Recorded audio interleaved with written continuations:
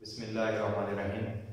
जी, जैसे कि हमने कार्बोक्सिलिक एसिड पे बात कर रहे थे, आज हमारा तीसरा लेक्चर है। तो पहले लेक्चर में हमने एसिटिक एसिड के बारे में बताया कि कार्बोक्सिलिक एसिड होते क्या है, नोमेनक्लेचर, उसके बाद हमने इसकी प्रिपरेशन मेथड पढ़े। तो इसी तरीके आज जो हमारे पास लेक्चर है वो है जी physical characteristics of carboxylic acid. कि फिजिकल कैरेक्टरिस्टिक्स हमारे पास क्या होती हैं कार्बोक्सिलिक एसिड की, हमने उसको देखना है। तो सबसे पहले जी हमारे पास जिसको हम डिस्कस कर रहे हैं वो है स्मेल, कि कार्बोक्सिलिक एसिड जो से उनकी स्मेल हमारे पास किस तरह की होती है। तो हम फर्स्ट 3 जो कार्बोक्सिलिक एसिड है हमारे पास, उनका जो ऑर्डर है, स्मेल है जो उनकी, वो बैड होती है। ठीक है, पंजेंट स्मेल जिसे हम कहते हैं, जो कि मतलब के जैसे ही आप सूंघेंगे उसको तो आपको अजीब सा महसूस होना शुरू हो जाएगा और आपको बहुत ही बैड ऑर्डर उसका होता है। इसलिए तो और ये हमारे पास कलरलेस गैसेज होती हैं। कार्बोक्सिलिक एसिड फर्स्ट हमें पता चल गया कि 1 to 3 जो से कार्बोक्सिलिक एसिड है, एक तो वो बैड ऑर्डर है, दूसरा वो हमारे पास कलरलेस है। इसके बाद अगर हम इस 3 कार्बोक्सिलिक एसिड से नेक्स्ट की बात करें, कार्बन नंबर 4 से कार्बन नंबर 6 तक जो नेक्स्ट है हमारे पास, वो भी सारे के सारे कलरलेस होते हैं, लेकिन समवट अनप्लीजेंट। लेकिन इनमें से कुछ ऐसे होते हैं, समवट का मतलब ये है कि कुछ इसकी स्मेल कुछ लोगों को बेहतर लगती है, कुछ को सही नहीं लगती। जैसे हम कार्बन 4 में देखें तो ब्यूटेरिक एसिड है ये हमारे पास। तो ब्यूटेरिक एसिड की आप देख सकते हैं कि बटर की स्मेल जो है वो कुछ लोगों को अच्छी लगती है, कुछ को नहीं लगती। तो समवट अनप्लीजेंट, कि कुछ को ठीक लगेगी, कुछ को ठीक नहीं लगेगी। ये हमारे पास स्मेल के बाद हो गई। दूसरे हमारे पास सॉल्युबिलिटी। सॉल्युबिलिटी के अंदर फर्स्ट 4 मेंबर जो है वो वाटर सॉल्युबल होते हैं। उसके अंदर मेन रीजन हाइड्रोजन बॉन्डिंग है। हाइड्रोजन बॉन्डिंग मैंने आपको यहाँ पे शो की भी है कि एक वाटर का मॉलिक्यूल है हमारे पास और दूसरा हमारे पास ये एक कार्बोक्सिलिक एसिड है। इनके दरमियान में ये हमारे पास हाइड्रोजन बॉन्डिंग हो रही है, ऑक्सीजन पे पार्शियल नेगेटिव चार्ज और कार्बोक्सिलिक एसिड पे के हाइड्रोजन पे पार्शियल पॉजिटिव चार्ज होने की वजह से इनके दरमियान अट्रैक्शन होती है और हाइड्रोजन बॉन्डिंग बनना शुरू हो जाती है। इसलिए जो फर्स्ट 4 कार्बोक्सिलिक एसिड है वो हमारे पास वाटर सॉल्युबल होते हैं। अब 4 से जैसे ही हम आगे जाते हैं तो हमारे पास जो कार्बोक्सिलिक एसिड है इसका अल्काइल ग्रुप R चेंज है, वो जब 3-4 से जब ज्यादा की तरफ जाती है तो नॉन पोलर होना शुरू हो जाती है, और जब वो नॉन पोलर हो जाएगी तो वो वाटर में इजीली सॉल्युबल नहीं होगी। इसके बाद हमारे पास है बॉइलिंग पॉइंट।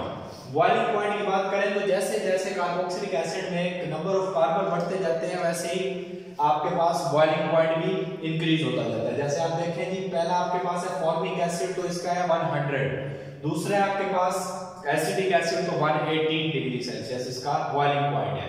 इसी तरीके जैसे जैसे कार्बन के नंबर बढ़ते जा रहे हैं आपके पास बॉइलिंग पॉइंट भी इंक्रीज होता जा रहा है।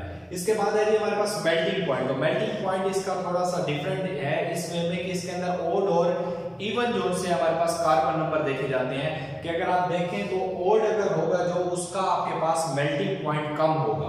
तो आप देखें प्रोपानोइक एसिड का -22 डिग्री, जबकि ब्यूटानोइक एसिड इसका आपके पास है -6। माइनस में जब वैल्यू कम हो जो वो ज्यादा होती है।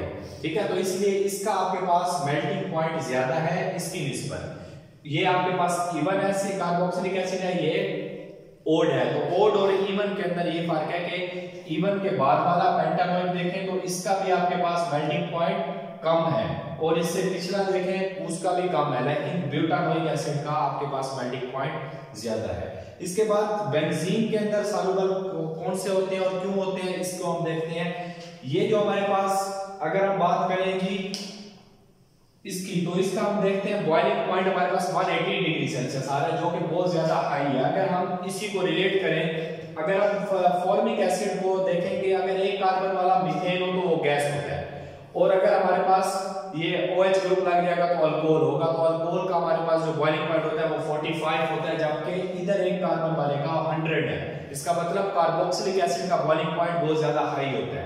दूसरा अगर इसका देखें तो आप 2 कार्बन है और अगर 2 कार्बन वाला हमारे पास इथेन होता है वो गैसेस होती हैं, और अगर आप OH ग्रुप लगा दें तो एथेनॉल, और एथेनॉल का हमारे पास 75.4 जो से बॉइलिंग पॉइंट होता है। और अगर इसकी बात करें तो 2 कार्बन की 118 डिग्री सेल्सियस, इसका मतलब बॉइलिंग पॉइंट कार्बोक्सिलिक एसिड का ज्यादा होता है।